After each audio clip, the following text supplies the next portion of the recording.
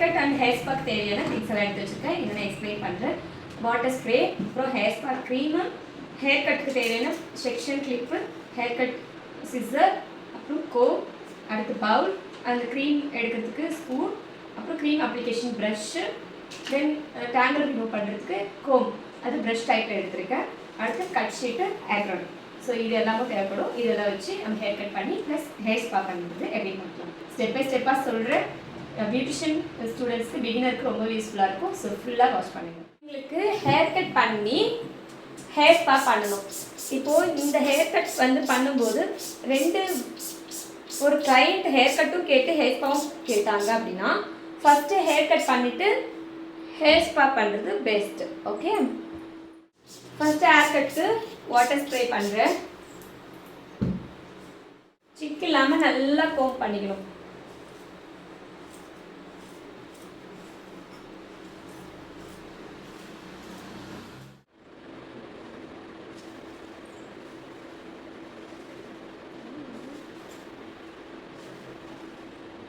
Straight cut first சென்டரில் கொஞ்சம் hair, இந்த சென்டரில் கொஞ்சம் ஹேரும் எடுத்துக்கலாம்.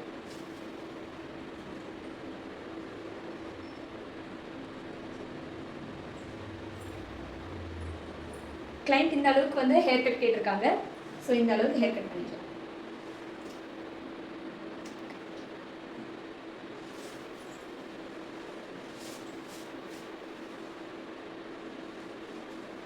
இதில் இருக்கிற பாதி வந்து நம்ம கைலைனாக எடுக்கணும். இங்கே இருக்குது கைலைன், இதை வந்துட்டு கட் பண்ணிக்கலாம்.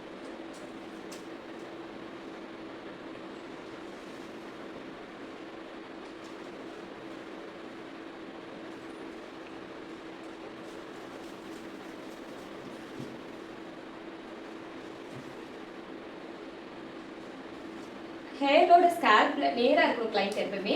ஸ்கேல்பில் இருக்கிற டைரக்ஷனுக்கு ஏற்ற மாதிரி நம்மளுடைய ஹேர் கட்டை மூவ் பண்ணிகிட்டே வரணும்.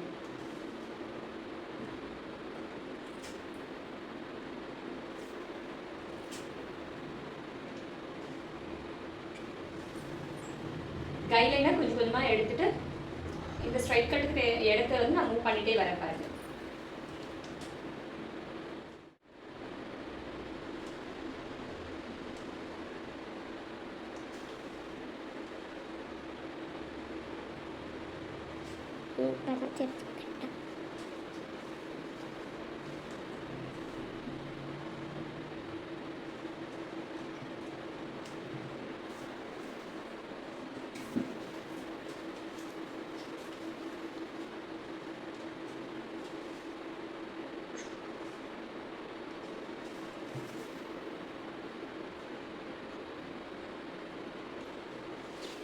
ஒன் சைட் முடிஞ்சிடுச்சு. நெக்ஸ்ட் இன்னொரு சைட் பார்க்கலாம். இப்படி கொஞ்சம் கொஞ்சமாக மூவ் பண்ணிட்டு வரும்.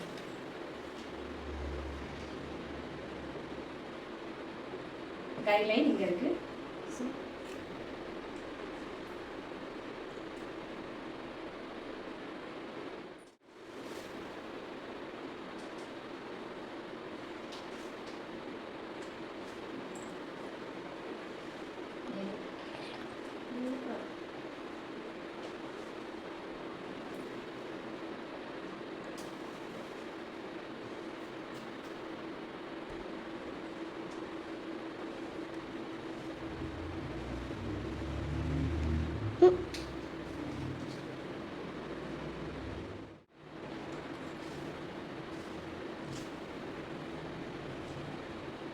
நல்லா கோம் பண்ணிட்டு கட் பண்ணுங்க, இல்லைன்னா மேலே மேலே அங்கே நின்றுடும் ஹேர் வந்துட்டு. நல்லா கோம் பண்ணிட்டு கட் பண்ணும்போது ஃபினிஷிங் கரெக்டாக இருக்கும்.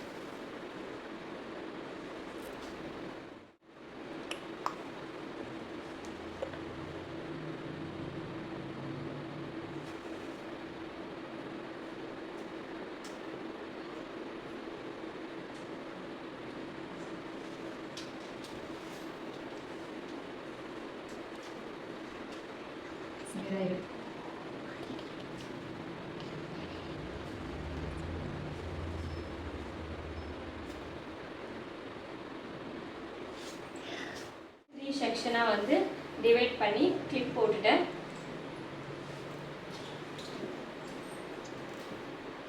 இவங்க ஹெட்டுக்கு நம்ம தேவையான அளவுக்கு க்ரீம் இந்த அளவுக்கு குவான்டிட்டி எடுத்திருக்கேன். இதுவும் பத்தலைனாக்கா நம்ம மறுபடியும் போட்டுக்கலாம். ஸோ இந்த அளவுக்கு குவான்டிட்டி இந்த ஹேருக்கு நமக்கு போதும். கீழே இருந்து எடுத்துக்கலாம் செக்ஷன்.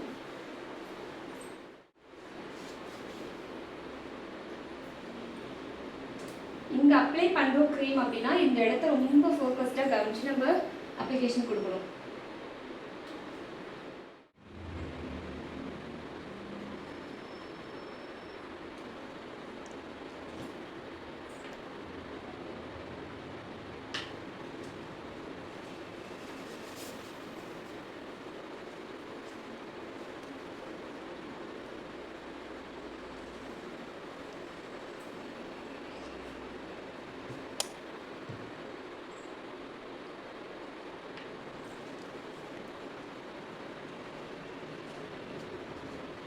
ஹேர் ஸ்பாவோட பெனிஃபிட்ஸ் பார்க்கும்போது ஹேர் நல்லா சாஃப்டாக சில்கியாக மாறிடும். அப்புறம் நல்ல க்ரோத் இருக்கும். ஹேரில் இருக்கிற ப்ராப்ளமேட்டிக்கெல்லாம் வந்து க்யூர் பண்ணி கொடுக்கும். தென் இதில் இருக்கிற ஹேருக்கு வந்து நல்ல ஒரு ப்ரோட்டீனை இன்க்ரீஸ் பண்ணி கொடுக்கும். ஸோ ரொம்ப நல்லது. கெமிக்கல் பேஸில் இல்லாமல் ஒரு மாதிரி ரொம்ப ஸ்ட்ரென்த்தன் கொடுக்கும் ஹேருக்கு. ஸோ நம்ம ஸ்மூத்னிங், கரெக்டிங், ஸ்ட்ரைட்டிங் இது எல்லாம் போகாமல் hair spa weekly monthly 2 times பண்ணுறது ரொம்ப பெஸ்ட்டாக இருக்கும். ஹேருக்கு ரொம்ப ஒரு ரெஃப்ரெஷ் ப்ரோட்டீன் மாதிரி சொல்லலாம்.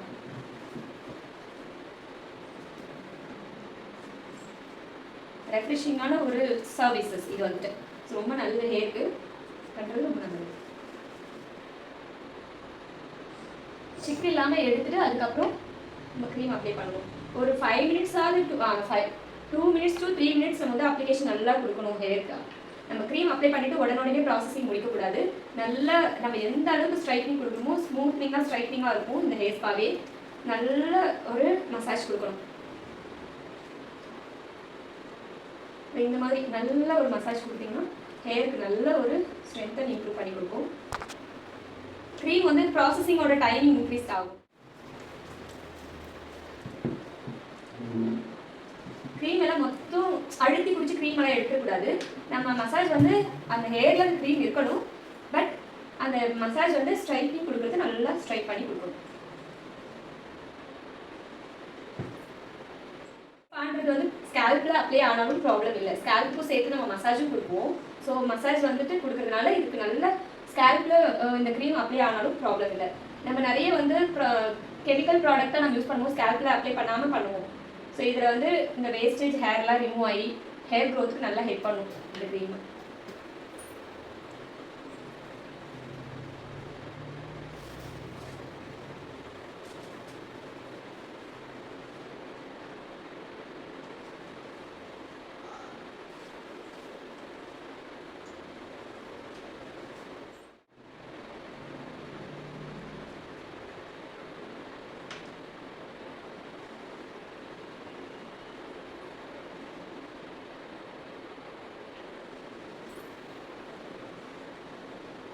இது ஈவனாக வந்து அப்ளை ஆகும். ஈவன் ஸ்ப்ரெட்டிங், ஈவன் அப்ளிகேஷனுக்காக தான் இந்த மாதிரி நம்ம எடுக்கிறோம். க்ரீம் எடுத்து இதை வந்து நம்ம அப்ளை பண்ணுறோம்.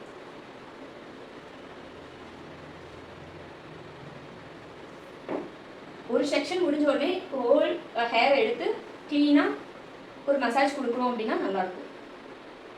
ஓவரால் எல்லாத்தையுமே எடுத்து ஒரு நல்ல அப்ளிகேஷன் கொடுக்கணும்.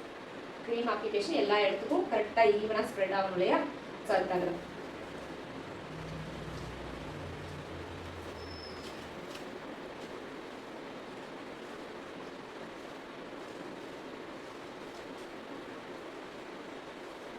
நல்லா எல்லா ஹேருக்கும் இது வந்து ஸ்ப்ரெட் ஆகும். இந்த மசாஜ் ரொம்ப முக்கியம் இந்த அப்ளிகேஷனுக்கு.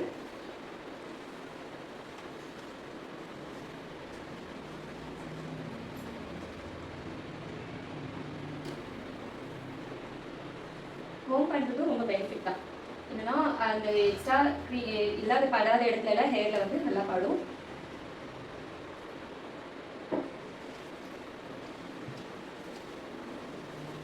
நல்ல ஒரு பிளண்டிங், நல்ல பிளண்டிங்.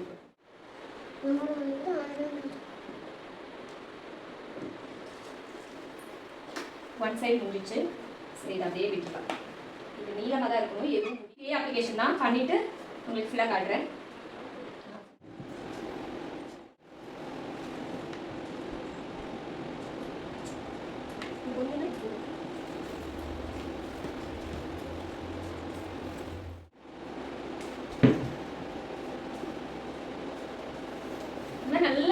பிளண்டிங் கொடுக்கணும். அப்போ தான் வந்து பர்ஃபெக்டாக அந்த ஸ்ட்ரைட்னிங் லுக் கொடுக்கும் இதில்.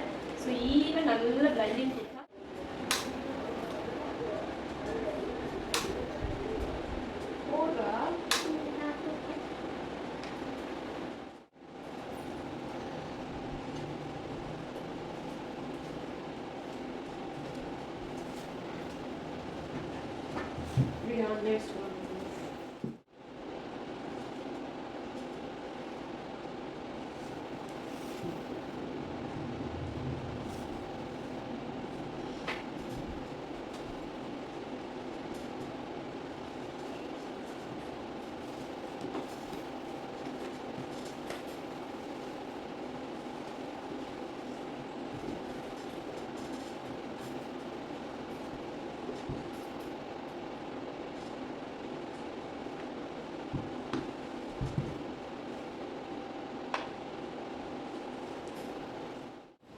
ஸ்கேல்ப் நல்லா ஈவன் பிளண்ட் ஆகும் ஸ்கேல்ப் ஃபுல்லாக. ஸோ நல்ல ஒரு மசாஜ் கொடுத்துக்கலாம். மசாஜ் வந்து ரொம்ப நல்லது. இந்த மசாஜ் தான் ரொம்ப ரிலாக்ஸ் கொடுக்கும் கஸ்டமருக்கு. அந்த கிளைண்ட் வந்துட்டு இந்த மாதிரி ஃபீல் ஆகும் உங்களுக்கு. ஸோ இந்த மசாஜ் அவங்களுக்கு ஒரு ரிலாக்ஸேஷன் கொடுக்கும்.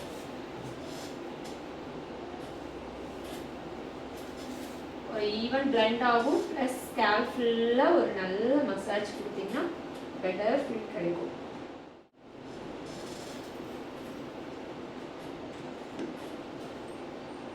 15 minutes மசாஜ் ரொம்ப பெஸ்ட்.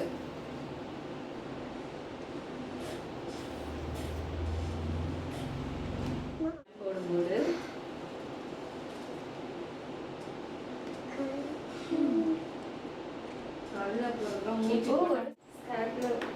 செட் ஆகும் க்ரீம் எல்லாமே.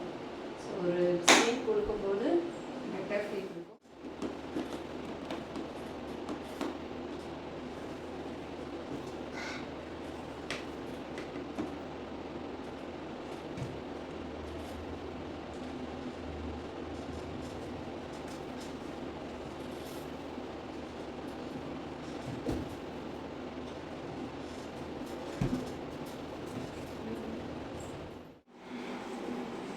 ஹேர் வந்து ஸ்டீம் கொடுத்துக்கணும். நார்மல் வாட்டரில் ஹேர் வாஷ் பண்ணியாச்சு. ரொம்ப அழகாக இருக்குது, கிளியராக இருக்குது இவங்களோட ஸ்கேல்ப் அண்ட் ஹேர்லாம். பாருங்கள், இதோட சேஞ்ச் வேவியாக தான் இருக்கும். இது ஸ்ட்ரைட்னிங் லுக்கெலாம் கொடுக்காது. பட் நான் வந்து ப்ளோ ட்ரை பண்ணல, ஸ்ட்ரைட்னிங் பண்ணல, எதுவுமே பண்ணல. பட் பார்க்க ரொம்ப சில்கியாக சாஃப்டாக இருக்குது. ஹேர் டச் பண்ணும்போது ரொம்ப சாஃப்டாக ஃபீல் ஆகுது. ஸோ இதுதான் ஹேர் ஸ்பாவோட பெனிஃபிட்ஸ். எப்படி இருக்குது லுக் அப்படின்னு சொல்லிட்டு கமெண்ட் பண்ணுங்கள். தேங்க்யூ.